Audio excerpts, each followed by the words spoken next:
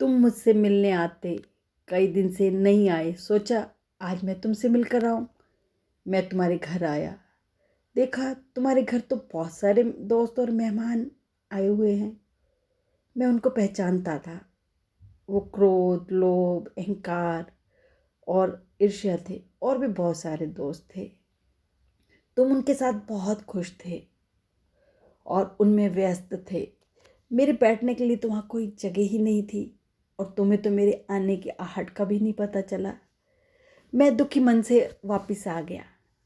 सोचा चलो फिर आऊँगा। मैं दोबारा भी गया तुम्हारे घर, पर तुम उन्हीं दोस्तों के साथ बिजी थे। मैं तुमसे प्यार करता हूँ। मुझे तुम्हारे उन दोस्तों का साथ पसंद नहीं आया। मुझे पता है कि वो तुम्हें दुख देंगे, तुम्हें पतन की ओर ले जाएंगे। मैं तुम्हें परेशान नहीं देखना चाहता था। मैंने तुम्हें कई बार आवाज़ दी, पर तुमने मेरी बातों को अनसुना कर दिया। तुम जानते हो, तुम्हारी माँ भी मेरे पास आई थी। कहने लगी कि बाबा बहुत गुस्सा करता है, कोई बात नहीं मानता, कुछ कहो नाराज हो जाता है। आगे बोलता है, बाबा आप उसे समझाओ ना। उनका दुख देखकर मेरा मन भी दुखी हुआ।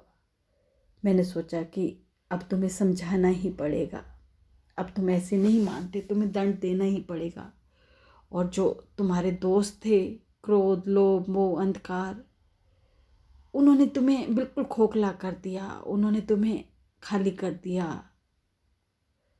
तुम अब दुखी होने लग गए थे, चिड़चिड़े बन गए थे। सब लोग तुम्हारे से दूर हो गए। जो तुम्हारे अच्छे दोस्त थे, खुशी, दया, सहानुभूति, प्यार, वो तो तुम्हें छोड़ के चले गए थे, क्योंकि तुमने उन्हें भगा दिया था। वो इन लोगों के साथ तो रह ही नहीं सकते थे।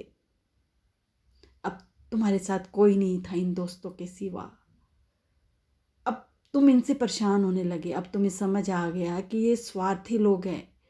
ये तुम्हारा फ़ायदा उठा रहे हैं, ये तुम्हें नुकसान पहुंचा रहे हैं। अब तुम इनसे छुटकारा पाना चाहते थे, पर ये तुम्हारा पीछे ही नहीं छोड़ रहे थे। तुम इन्हें भगाते, ये फिर वापस आ जाते। अब तुम अकेले हो गए थे बिल्कुल।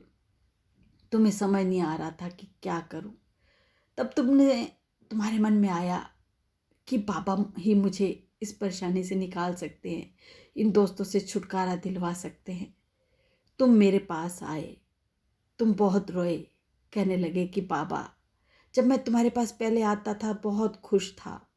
जब बाबा आपका साथ छोड़ा तो मैं दुखी हो गया।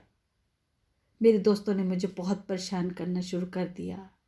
बाबा अब मुझे उनसे छुटकारा दिलवाओ, मेरी ज़िंदगी में खुशियाँ वापस ले आओ। तो मैंने कहा, मैं तो तुम्हारे पास कई बार आया, तुम्हारे घर भी आया, तुमने देखा भी नहीं। तुम तो अपने दोस्तों में बिजी थे। तो मुझसे माफ़ी मांगने लगा, तो मुझे उस पर तरस आ गया। तो मैंने कहा ठीक है, मैं तुम्हारे घर आऊँगा। मैं तुम्हारे घर आया, और तुम्हारे दोस्त भी थे वहाँ पर अब तुमने मेरे बैठने के लिए जगह बना दी थी। तुम्हारे दोस्त मुझे देखते ही घबरा गए, क्योंकि वो मेरा सामना नहीं कर सकते थे। वो मुझसे डरते थे।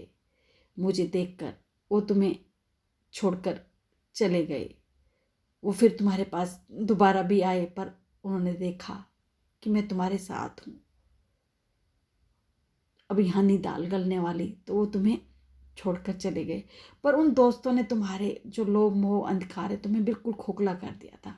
तुम्हारी हिम्मत भी जवाब दे गई थी। अब मुझे तुम्हें ऊपर उठाना था, तुम्हें हिम्मत देनी थी। मैंने तुम्हें हिम्मत देनी शुरू की, अपना प्यार देना शुरू किया, और तुमने अच्छे अच्छे कर्म किए। और जो तुम्हारे दोस्त, दया, सहानुभूति, प्यार, ये सारे दोस्त, ये सब दोस्त तुम्हारे वापस आ गए, क्योंकि उन्हें मेरा साथ अच्छा लगता था। अब तुम खुश थे, अब सब लोगों के बीच में थे, तुम अकेले नहीं थे।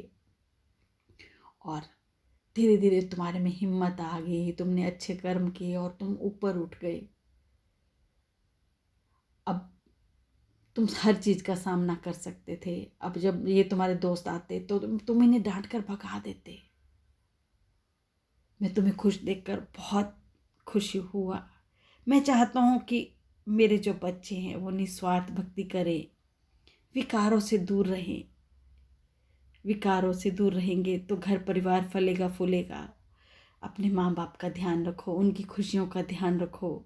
उनको खुश रखोगे तो मेरा आशीर्वाद तुम्हें मिलेगा।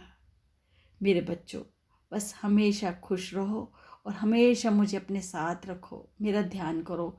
मेरा ध्यान करने का ये मतलब नहीं कि तुम हमेशा मेरे पूजा पाठ में लगे रहो। नहीं, तुम श्रद्धा से, बड़े प्यार से साईं साईं कह दोगे ना, मैं उसमें भी खुश हो जाऊंगा। मुझे सच्चे भक्त की तलाश है। क्या तुम भी मुझे अपने घर बुलाना चाहते हो? अगर अपने घर बुलाना चाहते हो तो अपने इन दोस्तों, लोभ, मोह, विकार, ईर्ष्या, इन सबको भगा दो। मैं हमेशा तुम्हारे साथ रहूँगा और तुम्हारी ज़िंदगी में बहुत सारी खुशियाँ लेकर आऊँगा। बस आज इतना ही। अगर आपको मेरा वीडियो अच्छा लगता है तो प्लीज़ लाइक करें, सब्सक्राइब करें और हो सके तो शेयर भी करें और कमेंट बॉक्स में ओम साईं राम ज़रूर लिखें, मुझे इससे खुशी मिलेगी।